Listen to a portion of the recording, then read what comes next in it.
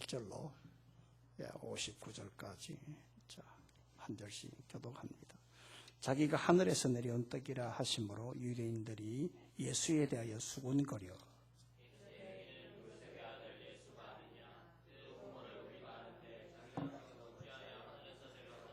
예수께서 대답하여 이르시되 너희는 서로 수군거리지 말라.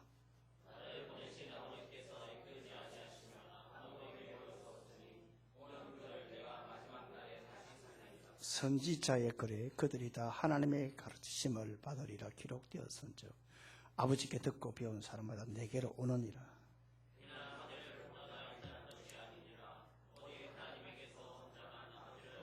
진실로 진실로 너희에게 이르노니 믿는 자는 영생을 가졌나니 너희 조상들은 광야에서 만나를 먹어서도 죽었거니와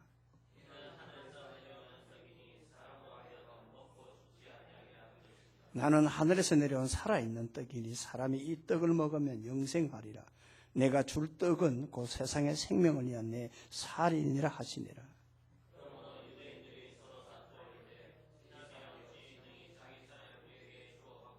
예수께서 이르시되 내가 진실로 진실로 너희에게 이르노니 인자의 살을 먹지 아니하고 인자의 피를 마시지 아니하면 너희 속에 생명이 없느니라.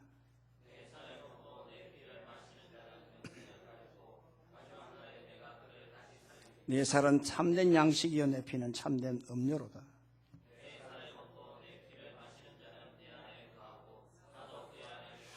살아계신 아버지께서 나를 보내시면 내가 아버지로 말미암아 사는 것 같이 나를 먹는 그 사람도 나로 말미암아 살리라.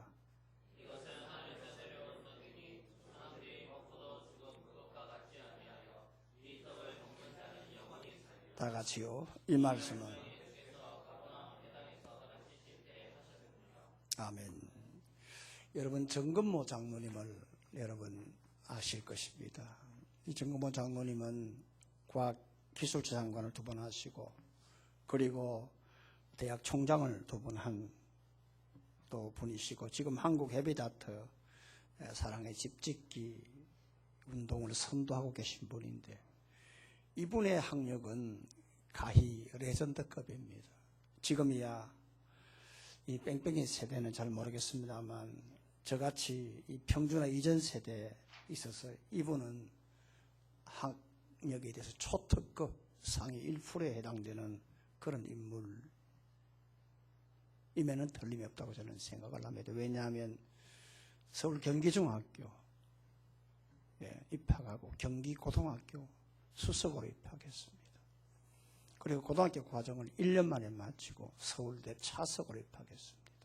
놀랍지 않습니까? 미국 유학 갔습니다.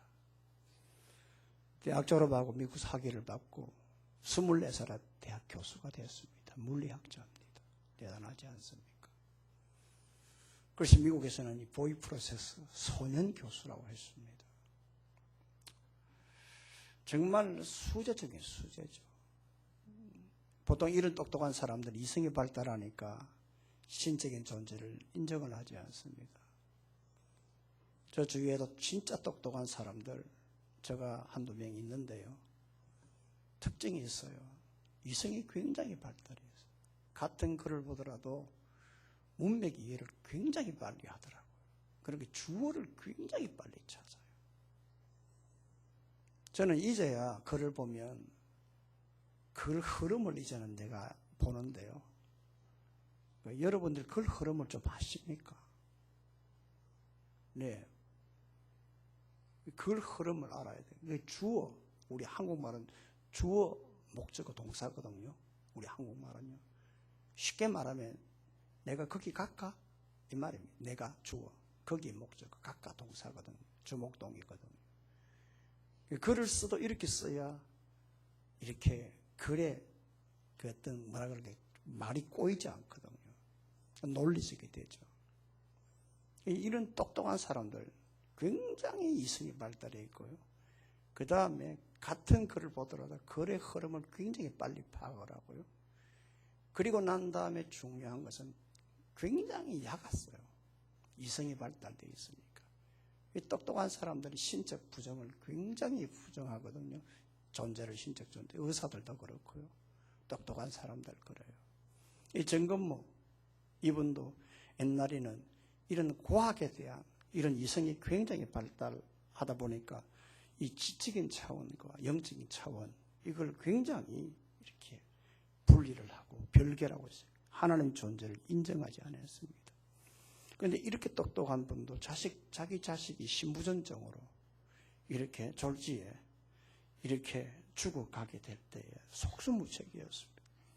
아무리 똑똑해도 자기가 똑똑한 지식을 가지고 자식을 고칠 수 있는 어떤 그런 능력과 또 어떤 그러한 힘이 부족했던 거예요. 그러니까 미국에서 자기가 잘 아는 그러한 이 교수 친구들, 의사 친구들에게 좀 고쳐달라 부탁만 했지 자기가 할 수 있는 일이 아무것도 없었어요. 그 죽어가는 자식을 이렇게 눈물을 흘리면서 이렇게 두 눈으로 지켜볼 수밖에 없었어요. 근데 어느 날 이 죽어가는 이 자식이 자기에게 뭐라고 하느냐면 아빠 내가 죽거든 절대 눈물을 흘리지 말았어. 나를 위해서 축복 기도를 해줬어요. 내가 죽지만 나에게 있어서 죽으면 곧 천국 학교를 입학하는 거예요. 놀랍지 않습니까? 내가 죽지만 죽으면 곧 내가 천국 학교를 입학하는 것이라고. 이 정건모 이 똑똑한 이 수재 이 물리학학자가 박사가 이 아들이 구원을 받고 영생을 얻고 천국 학교에 입학한다 하는 것을 두 눈으로 이렇게 목격하고 난다. 그때부터 구원이 뭔가, 영생이 뭔가, 천국이 뭔가 이 구원의 중요성을 직접 목격한 거예요. 그때부터 깨닫게 된 거예요. 그들이 이분이 예수를 믿고 지금까지 복음의 증인으로 살아가고 있습니다. 나라가 굉장히 시끄럽지 않습니까? 방금 장로님들께서도 그렇게 말씀 기도를 하셨는데요. 저는 그렇게 봅니다. 우리나라가 왜 이렇게 시끄럽게 되었을까? 분기점이 어딜까? 저는 가만히 요즘 몇 년을 돌아보면 아마 세월호가 아닐까? 그 세월호 사건의 비포에부터 같아요. 그 사건 전후 같아요. 그전에는 이렇게 나라가 국론이 이렇게 분열되지 않았거든요. 근데 이 사건 이후로 이렇게 나라가 도동강이가 되지 않았을까 생각을 합니다. 한쪽에서는 이 세월호를 잘 대처를 못해서 정권이 이렇게 정권을 빼앗기게 되었고, 한쪽에서는 이걸 이용해서 정권을 빼앗았다고 저는 봅니다. 생각해 보십시오, 여러분. 이 세월호는 정치 이용물이 아닙니다. 그제 보니까 광화문 집회를 할 때 거기 천막 안에 있던 세월호 가족들이 눈물을 흘렸다 하더라고요. 여러분, 왜 가족들이 이런 고통을 당해야 됩니까? 왜 이 정치적으로 이용을 당해야 됩니까? 여러분, 내 자식이 배에서 빠져 죽었다. 지금도 시신을 못 찾았다. 여러분, 그 상처가 사라지겠습니까? 왜 이들이 이런 이용을 당해야 됩니까? 여야든 야여든 왜 이렇게 이들이 눈물을 흘려야 됩니까? 여러분, 세월호에 많은 학생들 인생의 꽃도 피우지 못하고 희생당한 것, 이게 뭐냐 하면 살리지 못했기 때문 아닙니까? 만약 그때 선장이 일찌감치 좀 이렇게 퇴선 명령을 내렸다면 부모님들 가슴에 대못을 박는 일 없었을 것이고, 우리 국가가 이렇게 양극단으로 분열되는 일은 없었을 것이라 저는 그렇게 생각을 합니다. 가만히 볼 때 이 세월호가 이게 이 전후로 그랬대요. 그런 만큼 사람을 살리는 게 중요해요. 그러나 이보다 더 중요한 게 뭐냐 하면 영혼을 살리는 겁니다. 영혼을 살리는 겁니다. 인생을 살리는 것도 중요하지만 이보다 더 중요한 것이 죽은 영혼을 살리는 거예요. 이게 더 중요합니다. 여러분, 구원은 하나님이 주시는 일방적인 선물입니다. 그래서 이 구원을 받으면 속박에서 자유를 얻고 저주에서 해방을 받습니다. 그러니까 이 사람들에게 사람을 살려야 됩니다. 중앙일보에 일주일에 한 번씩 백성호 기자가 현문우답이라고 하는 칼럼을 쓰거든요. 이 종교부 기자입니다. 이분은 캐토릭, 불교, 기독교, 종교에 관한 근전 범주를 이렇게 연구하고 칼럼을 쓰는데 제가 이분의 칼럼을 매주 읽고 저장해 놓고 있습니다. 이분이 얼마 전에 이 서울에 있는 이 모구선언의 그 스님 되시는 주지 스님 되겠죠. 인경 스님과 인터뷰를 했습니다. 이 인경 스님은 초등학교 교사를 한 5년 하다가 이렇게 불가에 입적을 하신 분인데요. 귀의를 하신 분인데요. 이분이 이런 말을 했어요. 지금 기도형 종교는 더 이상 먹히지 않는 시대가 된다. 기도형 종교. 더 이상 먹히지 않는 시대가 된다. 왜냐하면 우리나라 7, 80년대 고도 경제 성장 때에 그때에 참 많은 사람들이 자신의 꿈과 소망을 이루어갔다는 거죠. 그런데 지금은 경제 성장 발전이 둔화됐다는 거예요. 그래서 지금은 옛날처럼 기도해도 기도하는 만큼 이루어지지 않는다는 거예요. 그런 사람들 기도도 시들해졌다는 거예요. 더욱이 지금은 핵가족 시대예요. 절벽 시대라. 자기 어머니는 12명을 낳았다는 거예요. 그런데 자기는 스님이니까 자식이 없다는 거예요. 그러니까 이분이 학교 교사를 했기 때문에 통계에 대해서 이렇게 말하더라고요.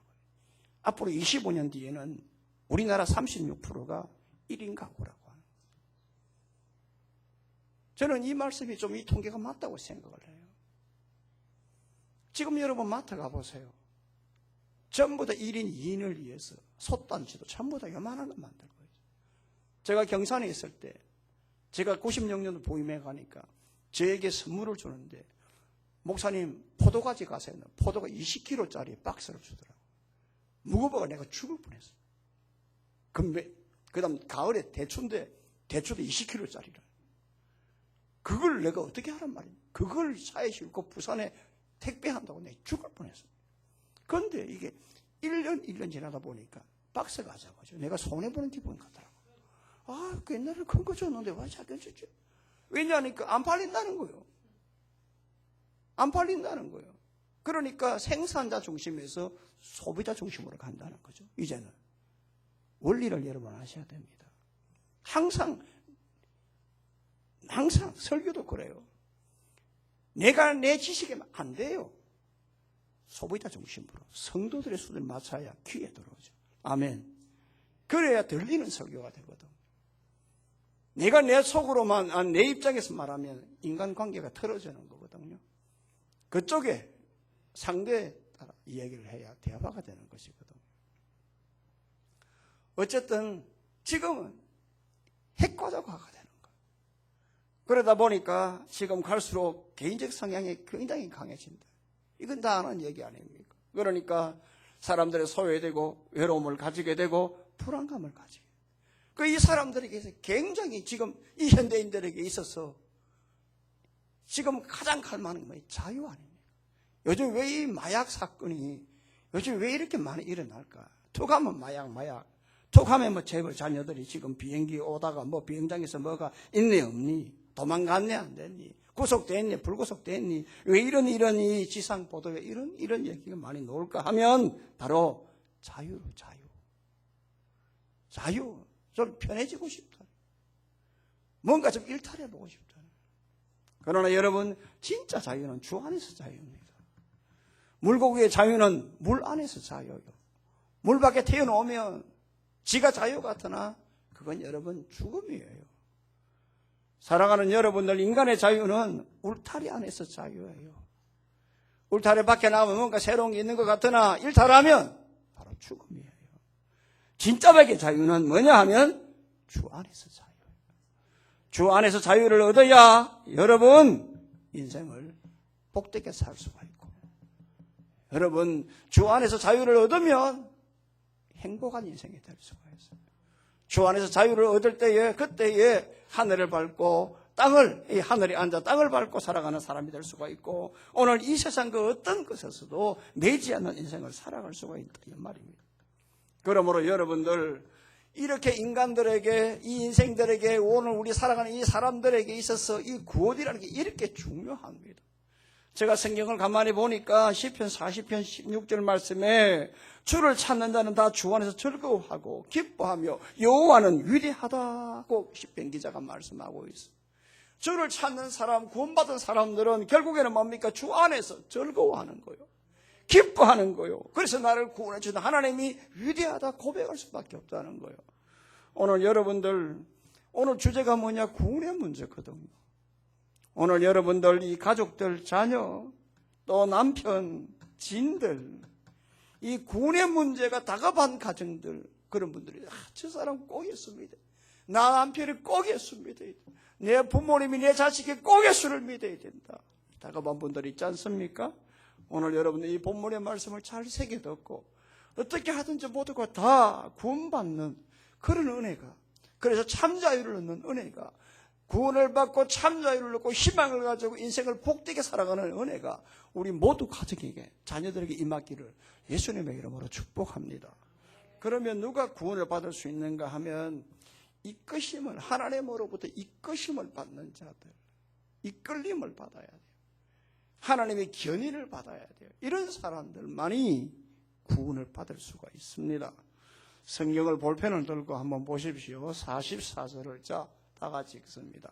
자, 시작. 나를 보내신 아버지께서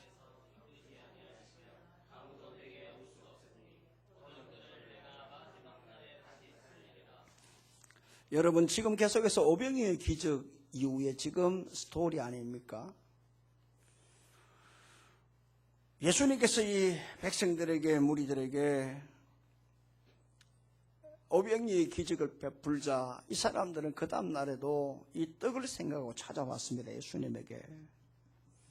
그런데 이미 이 사람들은 떡만 보고 찾아왔다는 것입니다. 기적을 그동안에 5번씩이나 보고도 말입니다. 그래서 오늘 예수님께서 뭐라고 하느냐, 이 백성들에게, 무리들에게 38절에 뭐라고 하느냐, 내가 하늘에서 내려온 것은 내 뜻을 행하려 함이 아니요 나를 보내신 이의 뜻을 행하려 함이니라 했어요. 그리고 41절에 나는 하늘에서 내려온 떡이라고 말씀을 했습니다.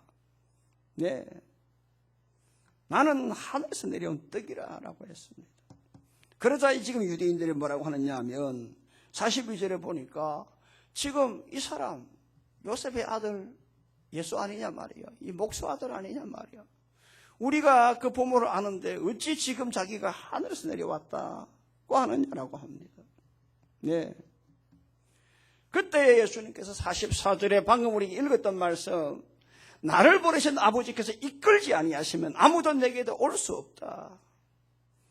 그래서 오는 그를 내가 마지막 날에 다시 살리리라. 이 말이 무슨 말이냐, 하나님이 나를 이끌어 주셔서, 하나님께서 너희들을 이끌어 주셔서 내게 오면 내가 마지막 날에 너희를 다시 살리리라. 이 말을 구원시켜 주겠다고 하는 거예요. 하나님으로부터 이끌려 예수를 믿으면 마지막 날에 구원을 받는다 이 말입니다. 지금 너희들 아무것도 모르잖아. 떡만 보고 있잖아. 그렇지만 너희들이 이 오병이의 기적, 오늘 이것을 믿음으로 받고 하나님 앞에 이끌림을 받고 나에게 찾아오면 내가 너희들을 구원시켜 주겠다.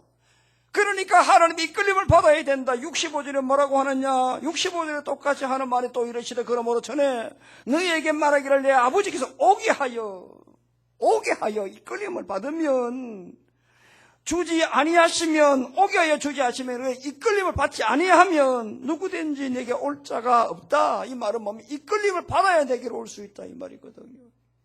그러니까 지금 너희들 떡만 보고 있지 않느냐? 떡만 보고 나를 찾아주지 않았느냐? 표정만 보고 찾을 수 있지 않았느냐? 그렇게 해서 나에게 오는 것을 구원을 받을 수가 없다. 너희들이 오병이의 표적을 보고 이분이 메시아요 하나님의 아들이다 라는 것을 믿음으로 인정을 하고 하나님으로부터 이끌림 받고 나에게 찾아오면 구원을 받을 수가 있다. 그러니까 누구든지 간에 하나님으로부터 이끌림을 받아야 된다. 그런데 여러분 한번 가만히 생각해 보십시오. 다 이끌림을 받으면 얼마나 좋겠습니까만은 인간은 이렇게 이끌림을 받을 수가 없어요. 왜냐, 하나님 앞에서 모든 인간은 전적 무능하고 전적 부패하고 전적 타락했기 때문입니다. 그러니까 내 힘으로는 절대로 하나님을 믿을 수가 없어요. 하나님께서 이끌어 주셔야 돼요. 여러분들 한번 개개인으로 한번 생각을 저 한번 보세요. 저를 똑똑히 보세요. 저를 똑똑히 보시라니까. 심각한 문제라니까. 눈 뜨고요. 졸지 말고. 굉장히 중요한 문제라니까요. 여러분 개개인을 한번 생각해 보세요. 내 힘으로 왔습니까? 내 힘으로 예수 믿었습니까? 어때요 여기? 어때요 여기? 어때요 여기? 내 힘으로 예수 믿었습니까? 내 힘으로 여러분 지금 이 자리에 앉아 있습니까? 하나님이 이끌어 주셔서 그래요. 하나님이 이끌어 주셔서. 내 힘으로 되는 게 아무것도 없어요, 여러분. 이건 절적으로 하나님의 절대 영역입니다. 여러분. 하나님만이 하실 수 있는. 그러니까 여러분들 지금 내 남편이 예수 안 믿는다고 탄식하지 마세요. 지금 내 부모가 내 자식이 지금 예수 안 믿는다고 여러분 정말로 실망하지 마세요. 여러분 탄식하고 실망할 게 아니라 하나님이 오늘 이 사람들을 내 자식들, 내 부모들, 내 남편, 내 자식들, 내 지들 이끌어 주셔야 되기 때문에 기도하셔야 돼요. 하나님이 이끌어 주셔야 된다니까. 그 이끌 때까지 계속 기도하고 찾아가서 찔러봐야 돼요. 하나님이 이끌어 주시려 되었느냐 안 되느냐, 하나님의 그 절대 주권의 역사가 일어날 때가 되었느냐 안 되느냐 확인만 하시라. 그래서 남편에게 교회 가자, 자식에게 이제는 교회 가자. 툭툭 쳐요. 아직까지 하나님의 손을 잡을 때 멀었어요. 그때 어떻게 해야 되느냐? 기도해야 돼요. 언제까지요? 이끌어 줄 때까지요. 그러니까 전도라고 하는 것은 내가 하려고 하는 것이 아니라 하나님 하실 때까지 기다리는 거예요. 문제는 이걸 우리가 줄을 놔버리거든요. 될 때 되겠지. 아니에요. 그때까지 우리는 계속해서 언제 어느 때 그 이끌으심 받을 모르니까. 어떤 경우는 가만히 있는데 어느 사람이 찾아와서 내 교회 가면 안 되나?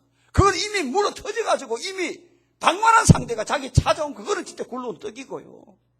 애매하게 가야 될 때 누가 손을 한번 잡아주면 오늘 니 가겠는데 라고 할 때에 그때는 찌르면 오케이 돼. 그때는 하나님이 이끌어 주시는 거란 말이지. 그러니까 어떤 사람이 구원을 받느냐? 하나님이 이끌어 주. 떡을 보는 것이 아니라 내가 예수 믿어야 되겠다. 그래야 내가 구원받고 내가 살아야 되겠다는 그러한 이 마음을 주시는 이끄심을 받을 때에 구원을 받을 수가 있다는 거죠.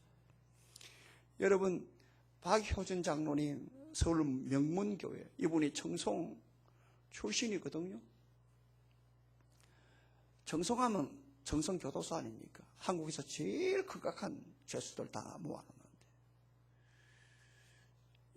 이분이 제가 왜 이걸 아느냐면 이덕진 목사님이 그때 청송 해성여상의 교사로 있었는데 태권도 외국에 나가 사범하다가 한국 갔어요. 예.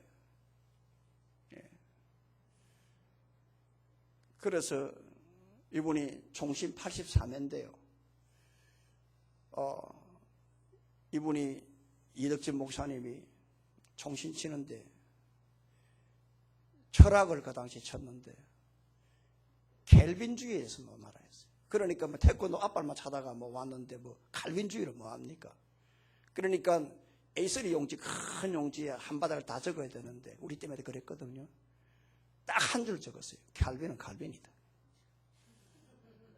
그때 걸렸어요. 그러니까 총신대 봉천도교 개척을 했는데 옛날 해성여상 청송에서 교사하다가 이분이 은혜를 받았거든요. 그러다가 이 박효진 장로님도 청송교도소에서 이렇게 같이 있었기 때문에 서울 봉천동에서 같이 개척해서 지금은 엄청난 교회가 됐어요. 어쨌든 이 박효진 장로님이 하나님이 이렇게 고치지 못할 사람이 없다 하는 책을 썼지 않습니까? 사형수 전도하는 내용인데 정말 이 간증을 들어보면 진짜 빙초산을 쏟아부은 것 같아요. 그분의 간증 집회는 무섭기도 하고요. 세상에 이런 일도 있나. 사형수들이 사형장 갈 때 침을 흘리고 발악하고 오줌을 질질 싸고 막 그렇게 한다죠. 실제가 그렇다 그래요. 뭐냐, 죽음이 두렵다는 거죠. 그런데 살인마 유두영이라고 하는 이 인물을 예를 들었던데요. 이분이 마지막 사형 집행을 할 때 이 소장이 집행 전에 절차를 이렇게 보고하는 인정신문을 한답니다. 검사 앞에서요. 그러니까 자기가 지었던 이 끔찍한 이 죄악을 이렇게 쭉 이렇게 보고를 하는데 얼마나 듣기가 힘들겠습니까? 죄를 지었지만 유두영 씨가 하는 말이 뭐냐면, 소장님, 그만해 주십시오. 인정하겠습니다. 그 죄 제가 다 지었습니다. 그러나 그 죄는 제가 하나님을 알기 전에 지은 죄입니다. 제가 하나님을 조금만 일찍 알았더라면 절대로 그런 죄를 짓지 않았을 것입니다. 그러나 저는 늦게나마 하나님을 믿게 되었고, 그런 저의 모든 죄를 하나님께서 다 용서해 주셨어요. 그리고 하나님께서는 더 이상 그 죄를 기억도 하지 않는다고 약속해 주셨어요. 이제는 주님의 보혈로 용서받은 깨끗한 그러한 영과 몸으로 주님 앞에 갈 수 있도록 그 더러운 죄를 더 이상 열거하지 말아 주십시오. 여러분, 이 거강무도한 이 유두영이가 이 양반이, 여러분, 어떻게 사형수 이 죽음의 집행, 사람들이 그렇게 오급을 이렇게 옳게 이렇게 하지 못하는 절절많은 이 사형대 앞에서 이런 소리 할 수 있을까? 하나님 앞에 이끌림을 받았기 때문에 그래요. 이끌림을 받았기 때문에. 그런데 이 사람이 처음부터 이런 사람이 될 수 있었던 거 아니래. 눈에 도끼불을 켜고 찾아가니까 이 박효전 장로님이 찾아가서 독방에 찾아가 침을 뱉고 가래침을 뱉고 얼굴에 맞고, 생각을 얼마나 얼마나 더러, 얼마나 수목했어. 그런데 박효진 장로는 그 한 영혼을 위해서 하나님 이끌어 달라고, 품어 달라고 계속 기도하고, 예수 믿고 천국 가자고 계속해서 사식 넣어주고 기도하고 사랑해주고 찔러보고, 어느 순간에 하나님께서 그를 붙잡아 주신 거예요.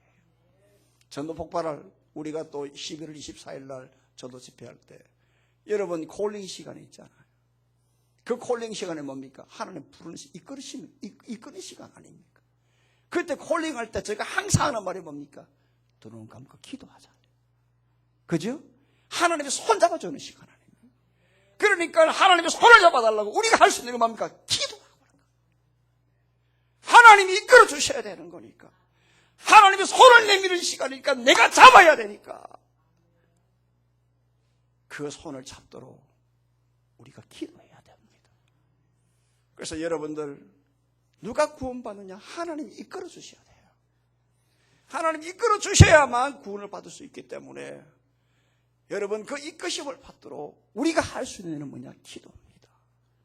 인내하시고 계속해서 이렇게 찔러보고 관심 가지고 섬기고, 그래서 그 모든 사람들이 이끄심을 받고, 또 이 자리에 계시는 분들 가운데 아직도 내가 구원에 확실히 없는 분들, 하나님이여 나를 이끌어 주셨어. 하나님이여 오늘 이 시간 예수님을 통해서 나의 손을 좀 잡아달라고 이끄심 받고, 누가 다 구원을 받고 여러분 전도 대상자들 다 예수를 믿고 천국 백성 되는 그런 은혜가 있기를 바랍니다. 또 하나는 뭐냐 하면 바로 말씀을 듣고 배우는 자. 하나님의 말씀을 듣고 배우는 사람, 특별히 듣는 게 굉장히, 말씀을 들을 때 성령의 역사로 하나님 앞에 구원을 받을 수가 있기 때문에 말씀을 듣는 게 굉장히 중요합니다. 45절 46절을 우리가 한번 다 같이 읽습니다. 시작. 선지자의 그들이다.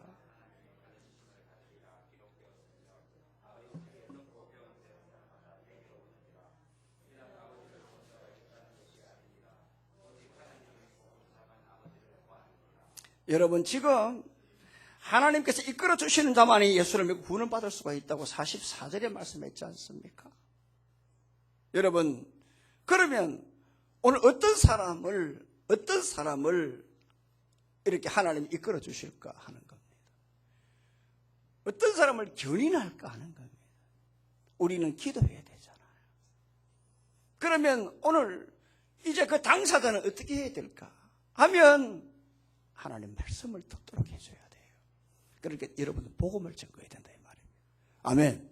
주는 그리스도의 살아계신 하나님의 아들이에요. 믿는 자는 영생을 가졌다. 죽지 않는다. 하늘의 떡이다 이 예수는. 이 복음을 계속해서 여러분들이 가르쳐줘야 되고 그분들은 들을 때에 구원을 받을 수가 있고 성령의 이끄심을 받을 수 있다고 말씀을 하고 있어요. 그래서 46절에 뭐라고 하느냐 하면 이는 아버지를 본 자가 있다는 것이 아니니라. 하나님께서만 오직 하나님에게서 온 자만 이 말은 뭡니까? 오늘 성경 앞으로 온 자만 아버지를 볼 수 있다. 그러니까 성경을 듣고 말씀을 듣고 하나님 누굴까 하고 그 기대를 가지고 하나님 말씀 앞으로 온 자, 복음을 듣는 자들만이 아버지를 볼 수 있다. 구원받을 수가 있다고 말씀을 합니다. 그러므로 여러분 말씀을 들어야 됩니다. 우리는 말씀을 전해야 되고 상대는 말씀을 들어야 되고 내 수준으로 말할 것이 아니라 그 사람이 귀에 들리도록 생산자 중심이 아니라 소비자 중심으로 그들의 귀에 수준에 그 사람의 형편에 그 사람의 상황에 맞도록 맞추어서 말씀을 전거해 줘야 됩니다. 요즘 패밀리 식당 가게 되면 요즘은 그런 식당이 많이 사라졌던데 저는 한번 깜짝 놀란 게 우리 그 가족들하고 옛날에 그 뭡니까 소고기 파는 그 무슨 프랜차이즈 식당이 있잖아요. 갑자기 생각이 안 나요. 예, 뭐 말고 영어로 석자된 데 있잖아요. 아웃백이지 이제 생각나요. 그런 거 그렇게 기억 잘 하십니까? 그 갔는데 보니까 이 알바생이 음식 주문에 무릎을 딱 꿇더라고요. 난 처음에 너무 그게 생소했어요. 그냥 서싸하지. 무릎을 딱 꿇고 탁자에 손을 올려가 이렇게 받더라고요. 주문을 받더라고요. 그 자기가 위에서 보니까 꿇어서 손님을 위로 보고 소비자 중심이거든. 우리의 눈높이를 낮춰야 돼요. 어떻게 해야 듣도록 해줘야 돼요. 아멘. 듣도록 해줘야 된다. 저는 요즘 여러분들 지금 우리 박숙자 유준환 씨 옛날 같아 벌써 내 성경 공부 잘해야 하자 했을 거예요. 저는 입학이 좀 안 냅니다. 왜 그런지 아십니까? 이분들이 좀 익어야 돼요. 옛날에 저는 천지도 모르고 무조건 가르치는 게 우선이었어요. 생산자 중심이었어요. 아니에요. 소비자 중심으로 가야 돼요. 그렇다고 제가 제작 올려 내가 손 안 해요. 성경 공부 하나는 아니에요. 해요. 가르쳐야 돼요. 배워야 돼요. 그래야 천국 갈 수가 있고 그래야 구원받을 수가 있고 다만 순서가 있어요. 내가 좀 익어야 돼요. 내가 좀 알아야 돼요. 내가 뭔가 이 리듬을 좀 타야 돼요. 뭔가 모르게 좀 이제는 익어가야 되고 말귀를 알아볼 기가 있을 때에 그때 할 때에 일석이조를 얻을 수가 있다 이 말이죠. 그러므로 여러분들 어떤 사람이 감동을 받고 울림을 받고 어떤 사람이 내가 희생할 수가 있고 참 어른이 될 수가 있고 사람이 좀 성장할 수 있느냐 하면 한번 보십시오. 이 석학 이런 위대한 사람들 있잖아요. 이런 사람이 얘기를 듣잖아요. 들을 때에 감동을 받잖아요. 그 감동을 받을 때에 내가 저 사람만큼 저 사람처럼 살아야 되겠다. 저 양반은 내 인생의 롤 모델이다. 이끌림을 받잖아요. 마찬가지 아닙니까? 어떤 사람이 저 앞으로 이끌림 받느냐 하면 하나님 말씀을 듣는 사람이에요. 어떤 사람이 저 앞으로 올 수 있느냐 하면 바로 주의 말씀을 듣는 자거든요.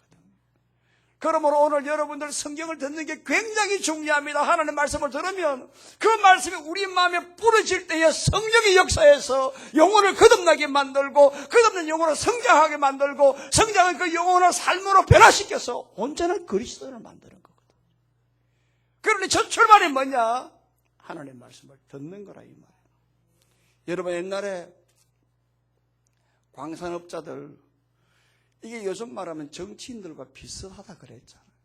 한번 이 광산, 이 금이 있다. 그거 한 미치면 재산 다 올인한다 그랬죠. 왜냐하면 찾아야 된다. 뚫어 봐야 되겠다. 여러분 인생의 검광, 인생의 금맥은 바로 성경입니다. 여러분. 성경을 한번 읽어보십시오. 영혼이 살아납니다. 목사도 별 수 있는 줄 아십니까? 목사도 별 수 있는 줄 아십니까? 제가 여러분 총회 갈 때도 이 성경을 제가 들고 갔습니다. 저 캐리어 안에 세상에 이걸 들고 갔습니다. 그런데 아침 7시에 일어나가지고 9시부터 회무 시작되고요. 밤 9시 반 마치고요. 숙소들은 밤 10시예요. 씻고 나면 11시예요. 성경 볼 시간이 없어요. 나로 성경을 안 봤는데 깝깝한 거예요. 금요일 제가 새벽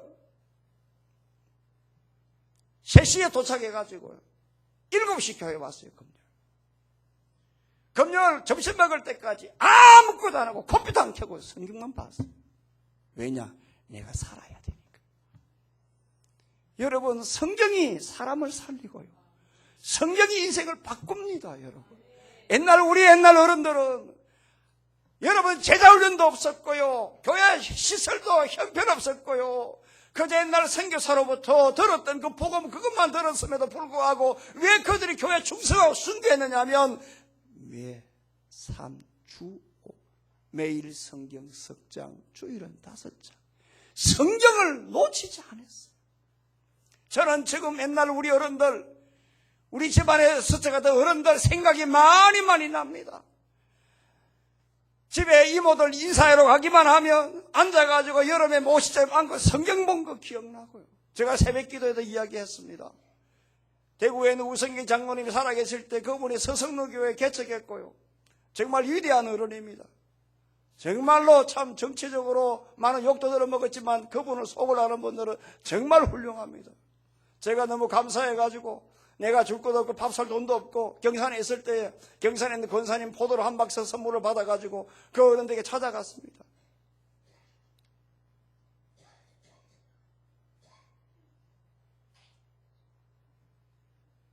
서문시장 앞에 있는 그 아파트 황금 아파트인가 그거 지금 생각이 안 나는데 그 찾아갔습니다.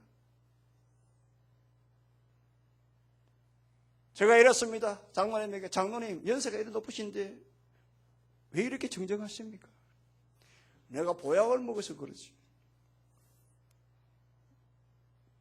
그 보약 어떤 보약입니까? 나는 전반기는 신약을 먹고 가을 겨울에는 내가 구약을 먹네. 보니까 여러분 집안에 그 찻잔상 있잖아요. 찻상. 거기 보니까 거기에다가 책을 한 2권을 이렇게 올려놓고 성경을 뺐다가 이시하는데 아침 저녁으로 이래. 아침 저녁. 성경을 보면 영혼이 살아나고요. 성경을 보면 사람이 영혼이 살면 인생이 달라지요. 그러니까 삶이 달라지게 되는 거예요. 사랑하는 성도 여러분들, 오늘 이 성경의 말씀, 이 말씀을 듣고 배워서 여러분들의 영혼이 살아나고 전도도 되고 그런 은혜가 있기를 주의 이름으로 축복합니다. 마지막 하나는 대속의 은혜를 믿어야 됩니다.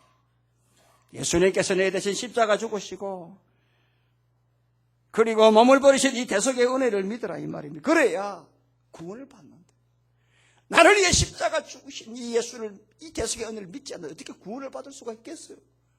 어떻게 여러분 구속의 은혜, 어떻게 여러분 이 구원의 확신이 있겠어요? 나를 위해 몸버리신 이 예수 그리스도 이 대속의 은혜를 믿을 때에 구원을 받지 않겠습니까? 오늘 성경 53절에 이렇게 말을 하죠. 자, 53절 시작.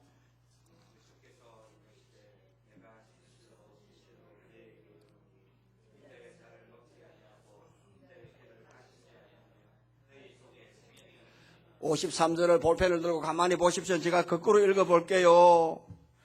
예수께서 이르시되 내가 진실로 너에게 이르노니, 지금부터 거꾸로 읽습니다. 인자의 살을 먹고 인자의 피를 마시는 사람은 너희 속에 생명이 있느니라. 아멘. 거꾸로 읽어보라니까요. 인자의 살은 몸입니다. 인자의 피는 뭡니까? 보혈입니다. 나를 위해서 십자가 몸 버리시고 나를 위해서 생명의 피를 오늘 이렇게 버린 오늘 이 예수를 믿을 때에 오늘 내 속에 성령의 역사가 생명이 있다고 말씀을 합니다. 바로 이 생명을 오늘 이렇게 있다. 이거 바로 구원받는 사람, 어떤 사람이 오늘 구원을 받느냐 하면 바로 오늘 나를 위해 몸 버리시고 나를 위해 피 흘리시니 대속의 은혜를 믿는 사람, 오늘 이렇게 믿을 때에 구원의 은혜를 받을 수 있다고 말씀을 합니다. 여러분, 우리는 죄로 인해서 하나님과 이미 분리된 인간 아닙니까?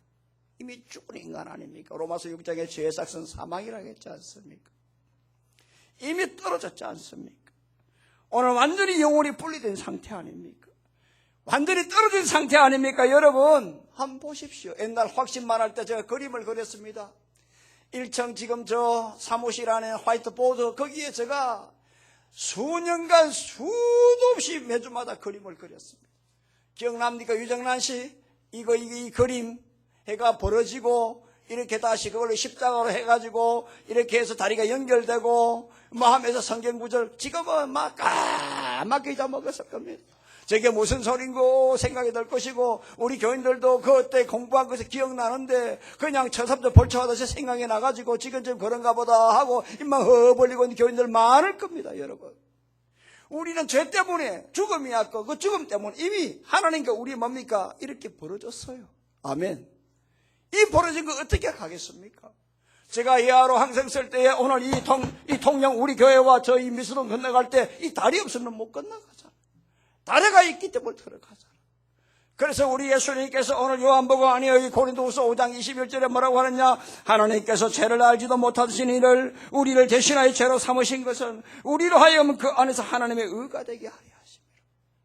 오늘 우리 이미 죽었고 분리된 우리들을 예수님께서 죄 없는 예수님을 십자가에 죽으심으로 말미암아 의인된 그분이 오늘 우리 대해서 죄인이 되고 오늘 이 더러운 이 죄인된 오늘 우리 이 죄악의 옷을 그분이 대신 오늘 입음으로 오늘 우리는 예수님 때문에 깨끗한 의의 옷을 입게 됐고 의의 옷을 입은 예수님은 우리 때문에 죄악의 옷을 입게 되었단 말이에요. 이게 여러분 바로 뭐냐 하면 소위 말하면 오늘 이게 바로 이중전가예요. 이게 여러분 막교환이라는 거예요. 맞바꿨다는 거예요. 왜? 오늘 우리를 구원해 주기 위해서. 그래서 요한복음 5장 24절에 내가 진실로 너에게 이르노니 내 말을 듣고 또 나 보내신 이를 믿는 자는 영생을 가지고 심판에 이르지 아니하나니 사막에서 생명으로 옮겼느니라 해서. 그러므로 어떤 사람이 구원을 받느냐 하면 예수님께서 나를 위해서 십자가에 죽임을 당하시고 몸부리시고 피 흘리신 이 보혈의 공로를 믿는 사람, 이런 사람, 인자의 살을 먹고 인자의 피를 마시는 자가 신의 속에 생명이 있다고 말씀합니다. 어느 아버지가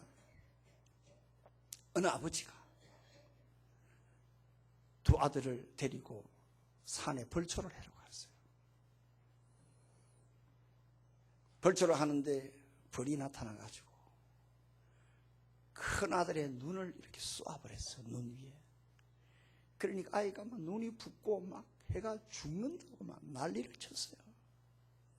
그런데 그 벌이 멀리 가지 않고 작은 아들 머리에 윙윙 도니까 작은 아들이 시급을 해가지고 아버지한테 살려달라고 막 소리 질렀어요. 그때 아버지가 작은 아들에게 하는 말이에요. 야야, 걱정하지 말아라. 너희 형에게 쏜 벌은 이미 침이 풀어졌다. 그러니까 너를 쏠 수가 없다. 아멘. 여러분 마찬가지입니다.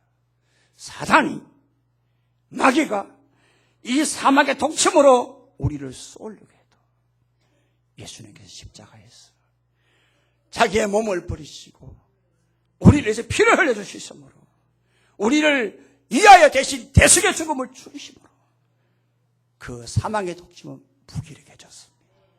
이것이 바로 구원받은 백성들에게 고백이 되어야 됩니다. 이 시대가 혼돈의 시대입니다. 사람들은 중요한 것보다 좋은 것이 더 좋다. 고 살고 있는 시대입니다. 좋은 것이 중요한 것보다 더 크다 우선순위하고 있는 이런 착각하는 시대입니다. 여러분, 좋은 것보다 중요한 것을 여러분들 선택하기를 바랍니다. 좋은 것보다 중요한 것을 우선하기를 바랍니다. 좋은 것은 잠깐이지만 중요한 것은 영원한 것입니다. 가장 중요한 것은 생명입니다. 영생입니다. 구원입니다, 여러분. 구원을 얻으면 참 자유가 있습니다. 구원을 얻으면 영원히 사는 은혜가 있습니다. 구원을 얻으면 내가 잘합니다. 구원을 잘하면 구원을 받고 하나님의 은혜가 내 속에 있으면 내 삶이 달라집니다. 내 삶이 달라지면 사람이 붙습니다. 사람이 붙으면 사업이 됩니다. 사업이 되면 복을 받습니다. 그러니 여러분, 좋은 것보다 중요한 것을 우선하길 바랍니다. 이를 위해서 하나님 앞에 이끌림을 받도록 기도하십시오. 그리고 말씀을 계속 들으십시오. 그리고 나를 위해 십자가 죽임을 당하신 이 대속의 은혜를 믿으셔서 모두가 다 구원받고 여러분들의 지인, 부모, 여러분들의 자식들, 남편들 다 예수 믿고 구원의 은혜가 우리 교회에 잔치가 벌어지는 그런 은혜가 있기를 주님의 이름으로 축복합니다. 고마우신 아버지 하나님, 은혜와 사랑 감사합니다. 은혜를 주셔서 이 혼돈의 시대에 우리에게 가장 중요한 것을 말씀해 주심을 감사합니다. 사람들은 중요한 것보다 좋은 것을 먼저 선택합니다. 항상 실패를 합니다. 좋은 것보다 가장 중요한 것을 선택하고 우선하기를 원합니다. 그런 지혜를 주시기를 원하며 그런 믿음을 주시기를 원합니다. 이 세상에서 가장 중요한 것은 바로 생명입니다. 영원히 사는 구원입니다. 이것보다 중요한 것이 없습니다. 구원을 얻고 영생을 얻고 생명을 얻으면 참 자유를 얻습니다. 행복합니다. 분열이 함께합니다. 불안이 평강해집니다. 이를 위하여 이끄심을 받도록 기도하게 하여 주시고 말씀을 우리가 듣고 그리고 그 사람들이 우리의 전도 대상자들이 다 말씀을 들을 수 있도록 해서 구원을 받게 하여 주시고 십자가에서 우리를 위하여 몸을 버리시고 피 흘리신 이 대속의 은혜를 믿어서 다 구원받는 백성이 될 수 있도록 우리의 가족의 남편, 자식들, 지인들, 자녀들 하나님 다 예수 믿고 구원받을 수 있는 구원의 복을 우리 모두에게 허락하여 주옵소서. 예수님 걸어가신 이름으로 기도합나이다.